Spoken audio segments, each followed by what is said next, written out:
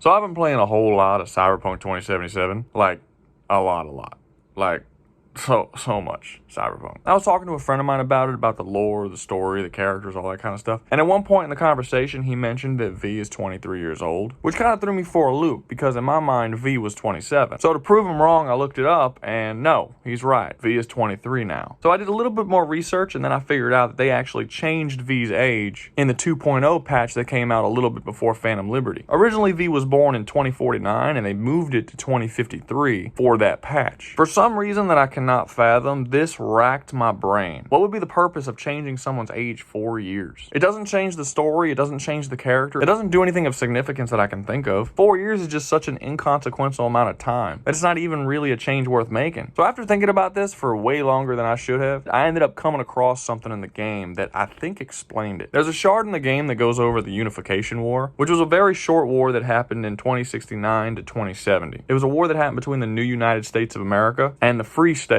over the idea of whether or not the United States should reunify as one country. In case you didn't know, in Cyberpunk, the United States is not one country, it's split up into a bunch of different parts, with the NUSA being the classic America that we know of today, and the Free States basically acting as totally separate countries. There's a lot to this war, and I'm not going to get too deep into how it started or why it started, but all you got to really know is that it was a very short conflict that pretty much everybody other than Night City was involved in. Even corporations like Arasaka and Militech had heavy influence in this war. Anyway, there's a lot of information in this shard, but the one that's most notable is that an AI analytics software predicts that the war would break out again in 2080 with 74% confidence. After reading this, I started paying a little bit more attention anytime this topic came up in the game, and I started to realize that it comes up a lot. There's a gig in the game that you do for Padre where they straight up say that Arasaka is trying to reinitiate the war with Militech. Characters on the street will talk about the Unification War and their displeasure with how it ended. Older nomads outside of Night City will talk about their involvement in the war. Basically, there's a lot of little comments and information that's spoon-fed to you throughout the entire game about this war and the possibility of another one that's coming very soon. You see, the Unification War didn't actually end, it more so just kind of fizzled out, and neither side of the conflict was able to actually get the thing that they wanted and the whole reason why they initiated the war in the first place. The game paints a vibe as if everyone's feeling like they're just itching to get back into the conflict and finish the fight that never technically ended. And this is where we get to the point of the video. I believe that this is the conflict that is going to be the center of the story in the next Cyberpunk game, as well as the reason why V's age was changed. I believe that the next Cyberpunk game will take place in the 2080s, possibly 2080, and that V will still be a very important part of that game, whether that be as the main character or a very major side character. If V was kept at 27, which was the age he was when the game released, that would mean that when the war was going on back in 2069 and 2070, V would have been old enough to participate in the war. The game's lore makes it clear, both Arasaka and the Nomads were heavily involved in the Unification War, and V being 19 to 20 at the time the war was going on means he had to have been involved in some way. The only way a 27-year-old V couldn't be involved is if he had the origin of Street Kid, since Night City chose to remain neutral in the conflict. Making V 23 years old means he would have only been 15 when the war started and 16 when the war ended. This means that regardless of what origin you chose for V, he could not have possibly been involved in the war as he would have been too young to do so. This helps the developers in one major way. It basically means that regardless of what origin you chose for V in 2077, he would have the same amount of experience in the Unification War regardless, which is 0. This means that when they come out with a sequel and you import whatever data that you had in 2077, they don't have to worry about altering their story with all the different possibilities of V possibly having participated in the war in certain origins and then not participated in others. Now, I know there's a lot of people out there who are going to think I'm full of shit, because the popular opinion is that V's story is over at the end of 2077, as most of his endings leave him in a pretty dire situation, and they're far too different from one another for CD Projekt Red to write the sequel that takes advantage of all the various endings that you could have possibly had in the first game. But I'm going to push back on that a little bit. For one, this is not the first time this has happened. In Mass Effect 2, there are several different endings that you can have. Some involve the death of Shepard, and most involve deaths of other characters on your crew. But despite that, you were able to import all of your data from 2 to 3, and all of that was taken into account for. If Shepard dies at the end of 2, then that's just not a viable import to take into the next game. But any other character that dies, that'll just slightly change what happens in the next game. CD Projekt Red has also done something similar to this. In Witcher 2, you can either kill Letho or not, and that affects whether or not Letho appears in Witcher 3. So I don't really understand why people think that this isn't possible. There aren't that many endings of Cyberpunk 2077 that we actually see V die. Most of them, it's just implied that he could die. There's only like 1 or 2 endings where he's legitimately dead. And I don't see why it would be an issue to have V appear in the next game as a major character, with just slightly different dialogue depending on which ending he got in the previous game. They're also capable of just going the route where they choose one specific ending and one specific version of V, and just make that the canon version to import into the next game. Normally, I would say that would be a bad idea, but CD Projekt Red themselves have said that over 40% of players played as male Nomad V and got the star ending where they left Night City with Pan Am. There's like 6 or 7 possible endings in the game, and 40-something% of them chose this one ending. It's the best ending that has the most complete arc for the character, and that the most players actually experience, so it would kind of make sense to use this and make this the canon version. Especially considering that this game is canon to the overall Cyberpunk story, which is just one single universe that spans tabletop games, novels, shows, and now video games. So it would actually make sense to give the game one set canon ending, as to not throw the entire universe off balance. So just to summarize my thoughts, I think the age change was done so that V was not old enough to experience the unification war, because they have plans to import him into the next game, whether that be as a main character that you play as or a side character that you meet. This allows them to not have to write so many different variations of the character, and allow their V to experience the story and the world of this second game with fresh eyes along with the player. And I personally myself think it would be kind of a dumb idea to not have V involved in the game, and I think CD Projekt Red is smart enough to know this. On 2 separate occasions, CD Projekt Red was able to get Cyberpunk to explode in popularity after its initial release. They did this after the release of Cyberpunk Edgerunners the show, as well as the 2.0 patch and Phantom Liberty coming out. Both of these times blew up sales for Cyberpunk yet again and improved the life of the game. Having V play an important role in the sequel will make new players who play the sequel go back and re-buy Cyberpunk 2077 yet again, which will lead to a third resurgence of the game. It just seems like too good of an opportunity to pass up. And to me, it wouldn't make any sense for them to constantly build up this possible war that will happen in the next coming years, just for them to make a sequel that completely ignores it. And if this war does come up in the next couple of years, while V is still around, it wouldn't make any sense to me that they wouldn't bring him back in some fashion. Anyway, I know this is kind of a shorter video for me, but I just got finished doing that hour-long Castlevania video, so this week I just wanted to keep it short. Right now I'm playing a lot of Cyberpunk, so I'm going to be making a lot of Cyberpunk videos. If you like this kind of content and want to hear more from me about Cyberpunk, please like and subscribe. And always remember, y'all be safe out there, you hear?